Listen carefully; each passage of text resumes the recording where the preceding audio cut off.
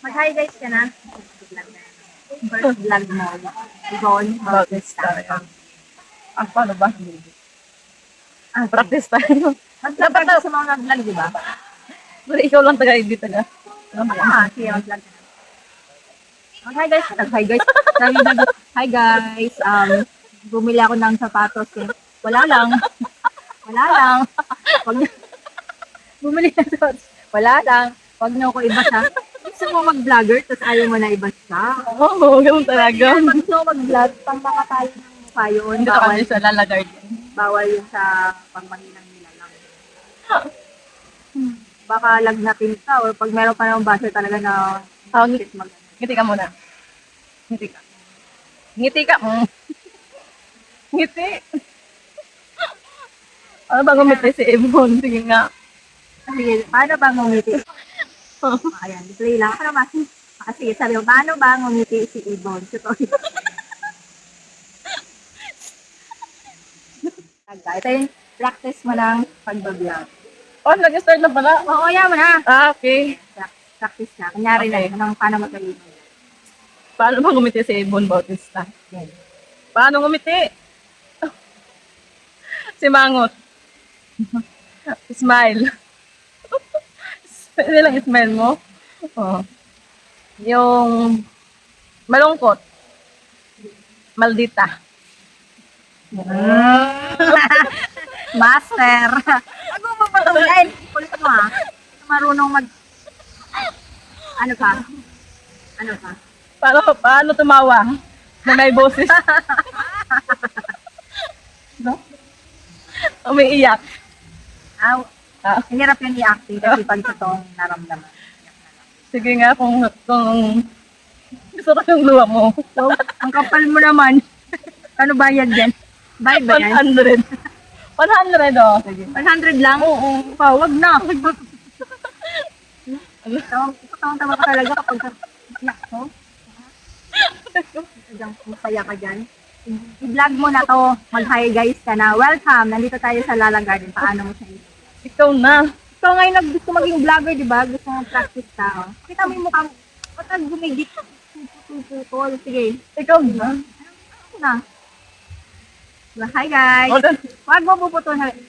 Yan naman sa mukha mo. Ganyan. Hi guys. Nandito kami ngayon. Kasama si Rain dito sa Lala Garden. Welcome to Lala Garden Cave, San Fernando, Pampanga.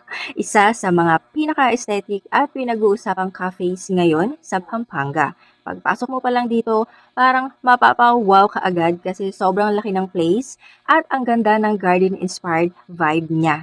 Para siyang mix ng cafe, greenhouse at mini park dahil sa dami ng plants, lights at cozy spots na perfect talaga for relaxing and picture taking.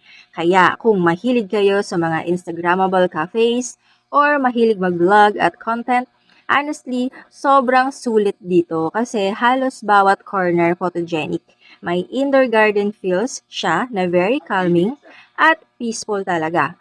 Perfect for dates, barkada hangouts, family bonding, or kahit solo coffee time lang.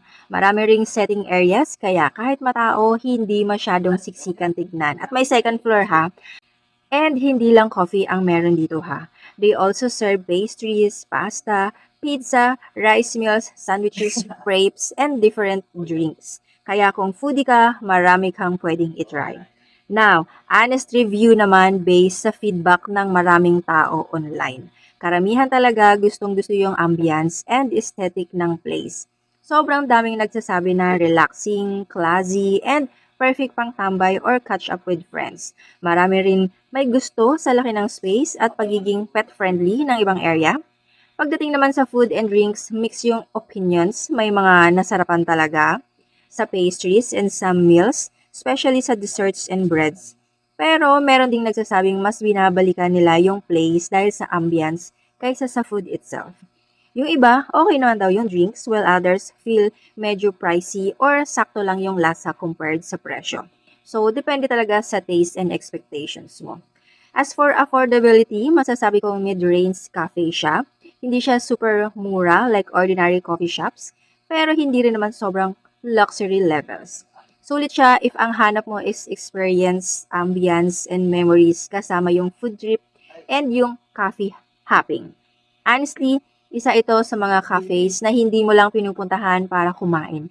Pinupuntahan mo rin for the experience, yung tipong magre-relax ka talaga. Ang laki ng space, pati yung parking area nila napakaluwag. So, makikipagkwentuhan, tatawa, magpipicture, at gagawa ng memories with people you love. Kasi habang tumatanda tayo, mas nare-realize natin na ang bilis ng panahon. Kaya, minsan, mas simpleng cafe dates and random moments become the best memories later on.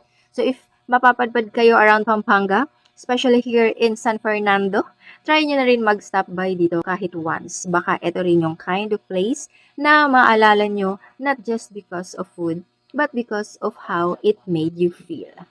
Hi guys, andito kami ngayon sa CR. Ayan si Yvonne Bautista guys. Nagpapaganda. Gamit niya ay, ano yun? Sunscreen. So, promote niya to. Tingnan ako sa result. Ano sabi mo kanina? Ang ganda. Oo. Dapat ikaw mag-ano kasi nakita mo yung Ang ganda. Bigla siyang nag-blooming. paglagay. Paglagay. Nakaka-blooming siya guys. Subukan nyo na, try nyo na. Meron siyang glutathione magic cream. Oh, magic cream siya. Oo, yun. Magic cream pala. Kaya pala bilis siyang gumanda. So, pag wala pala to guys, hindi siya maganda. Pag meron. Ilagay. Pag meron siya nilagay to, mas maganda siya. Na Ayan, magic. ng magic. Cathedral. Kakita. Maganda siyang nag-blooming guys, oh. Ah, Hindi mo tayo nilinisan yung screen, ang labo. oh, linisan natin. Ayan na. Ayan. Let's go. Airplane landing.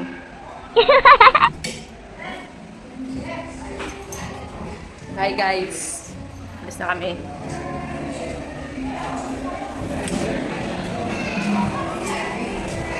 Ayan siya eh.